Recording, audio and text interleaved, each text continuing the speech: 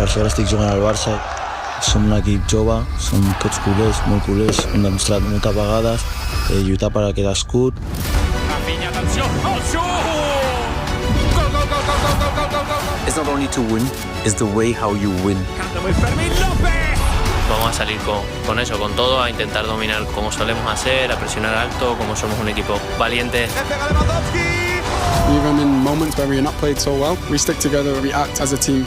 Pues hem de millorar moltes coses, però segur que tornem a estar allà dalt. Y así que tranquilos, a trabajar y a demostrar el gran equipo que son. Ui, Joan, quina aturada! Som al Barça, tenim el nivell espectacular, és el nostre estil, creiem en ell.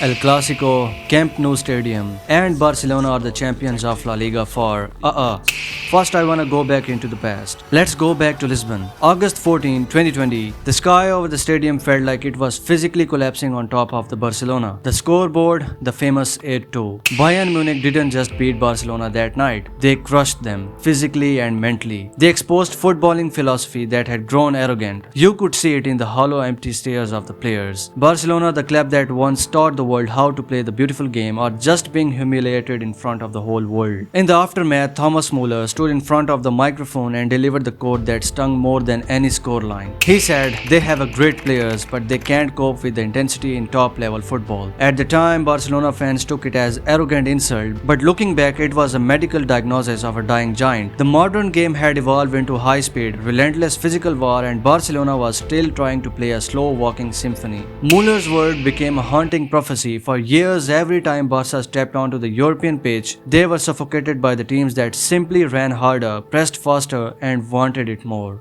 But football has a strange poetic sense of irony. The man who was the cause of that humiliation, Hansi Flick, he was eventually brought in to rebuild the very club he destroyed. Flick took the raw technical brilliance of Barcelona's youth and injected them with the exact German intensity that Müller spoke about. Today we investigate how Barcelona built a machine mathematically engineered to dominate La Liga for next 5 years, and turning the Galactico era of Real Madrid into absolute tactical nightmare. As we are moving to the next section, if you are finding this video interesting, don't forget to subscribe and like this video. Okay, to understand the magnitude of this revolution, you have to understand how close this club came to total death. The Jose Maria era was a masterclass in how to destroy a legacy. Josep chased the shiny toys, spending hundreds of millions of Philippe Coutinho, Ousmane Dembele and Griezmann. Panic signings that broke the club's weight structure and poisoned the dressing room. And then came August 2021. Lionel Messi crying at a press conference, forced to leave the club of his life because the financial ruin was so deep they couldn't legally register his contract. When Messi walked out, the soul of Barcelona went with him.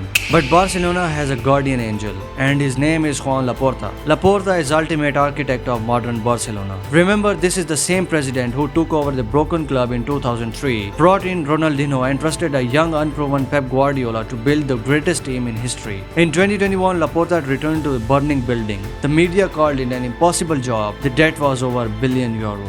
But Laporta didn't flinch. He navigated the darkest financial waters in the history of the sport. He pulled the infamous economic levers, taking massive personal and political risks to keep the club competitive. He shielded the players from the media circus. Laporta's greatest strength is his absolute unshakable confidence in Barca DNA. He knew that the only way out wasn't buying a superstars. It was returning to the roots. He appointed Xavi to stabilize the ship, and when the time was right to evolve, he made the boldest and the most controversial decision of his second term. He hired the German manager who didn't speak Spanish, trusting that Hansi Flick intensity could marry La Masia technique. Laporta didn't just save Barcelona, he revolutionized it for a second time. We must credit Xavi Hernandez. History will look back at Xavi as the general who held the line when the walls were caving in. When the club had nothing, Xavi turned to La Masia. He trusted a teenager named Pedri to run the midfield. He unleashed Xavi, a warrior who played every game like it was his last day on earth, and he handed a debut to a 15-year-old Lamine Yamal. Xavi built a lifeboat, but Hansi Flick took that lifeboat and turned it into a submarine. By the way, what are your thoughts on Xavi being Barcelona's manager? Drop your views in the comment section. The Flick revolution is built on a tactical bravery that borders on madness. Let's talk about the defensive line. Flick pushes his centre backs Pau Kubasi and Koundé up to the halfway line. It is the suicide trap for opposing forwards. Real Madrid's Kylian Mbappe and Vinicius Jr. thought they would feast on the space in behind, but Flick's offside trap is synchronized and mathematically mathematically masterpiece. It frustrated Madrid's superstar, rendering the fastest player in the world completely useless. Under Xavi,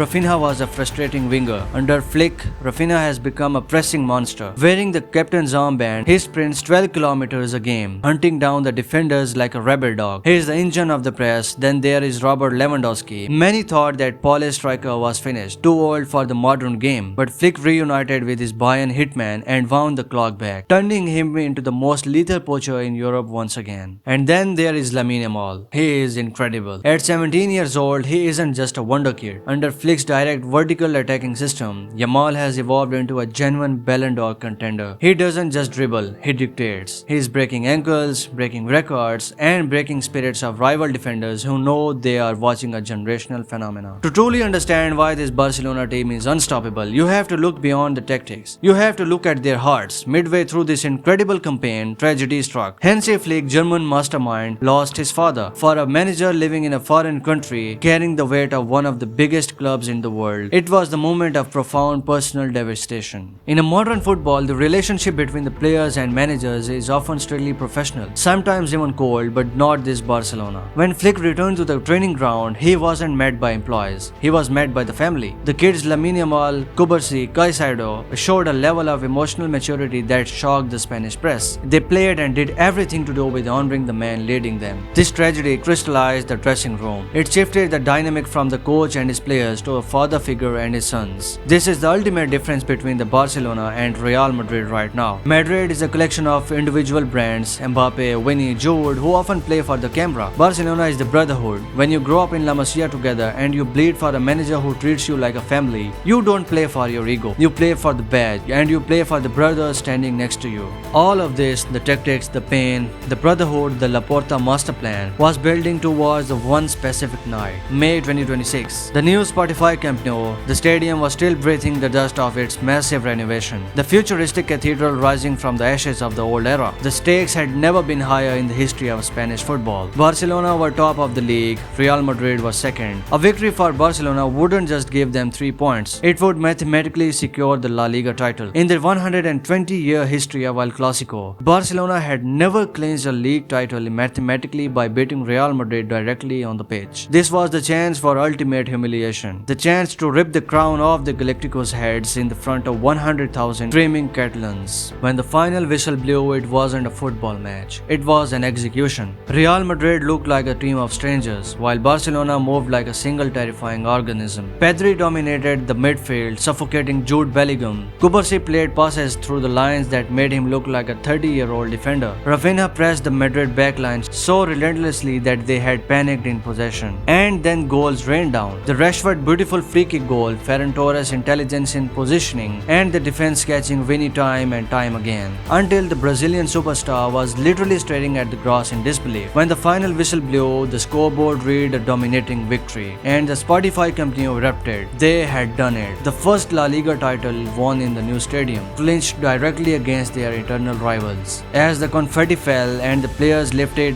Hansi Flick into the air, you could see Joan Laporta in VIP box, tears in his eyes, vindicted after years of fighting. You could see Flick looking up at the sky, dedicating the ultimate triumph to his late father. The ghost of the downfall era, the pain of the Messi's departure, the financial ruin, it all burned away in the noise of that stadium. That night at the new Camp Nou marked a funeral and a birth. It was a definitive death of the old fragile Barcelona. The team that surrendered in Anfield, the team that collapsed in Rome, the team that was humiliated in Lisbon, that team is dead and buried long time ago. In its place stands a Hansi Flick ruthless machine. This is a 5-year dynasty in making. Why? Because the core of this team, Pedri, Xavi, Yamal, Cubarsí, Caicedo and Fermin, are all under 23 years old. They have the youngest spine in Europe and the highest physical fitness in the world, and the tactical setup that is light years ahead of this competition. 4 years ago, Thomas Müller warned the world that Barcelona couldn't cope with intensity. He was right, they couldn't. But the pain is the greatest teacher. Barcelona took that humiliation, swallowed their pride, went back to the grass of La Masia and rebuilt their soul.